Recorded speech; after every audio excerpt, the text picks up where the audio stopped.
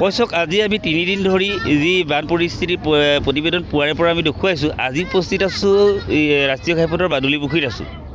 আজি তৃতীয় দিনাখনিও এই স্থানীয় যিসকল বানাক্ৰান্তসকলে বৰ্তমান আজিও তৃতীয় দিনাখনিও শিবিৰতে থাকিবলগীয়া হৈছে।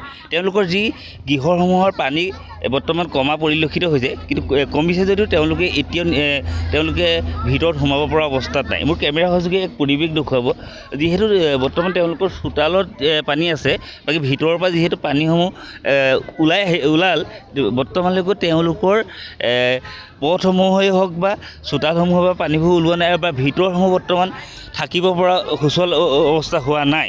বৰ্তমানলৈকে ইয়াত যিহেতু ৰাষ্ট্ৰীয় ঘাইপথৰ কাষত দেখিছে যে কেমেৰা সহযোগীয়ে সতীৰ্থই দেখুৱাইছে পৰিৱেশ, যে আজি তৃতীয় দিনাখনিও বৰ্তমান এই পৰিৱেশতে তেওঁলোকে থাকিব লগা অৱস্থা হৈছে। আজি যিহেতু যোৰহাট জিলাত বিয়লি ভাগত মুখ্যমন্ত্ৰী হিমন্ত বিশ্ব শৰ্মা আহিব, বৰ্তমান তেওঁলোকে আমাক জানিবলৈ দিছে যে মুখ্যমন্ত্ৰীয়ে আহি তেওঁলোকৰ এই যি পৰিস্থিতি বুজ লওক। বোকা পানী গোটেইখন ঘৰৰ ভিতৰত একোৱে কৰিব নোৱাৰে। আৰু কাপোৰ কানি আমি যি বেপাৰ কৰোঁ, লোকৰ পৰা মাল চাল আনি বেপাৰ কৰোঁ, সেয়া মাল চাল চব উটুৱাই মেলি লৈ গ'ল। এতিয়া আমাৰ হাতত টকা পইচা বুলিবলৈ এটকাও নাই।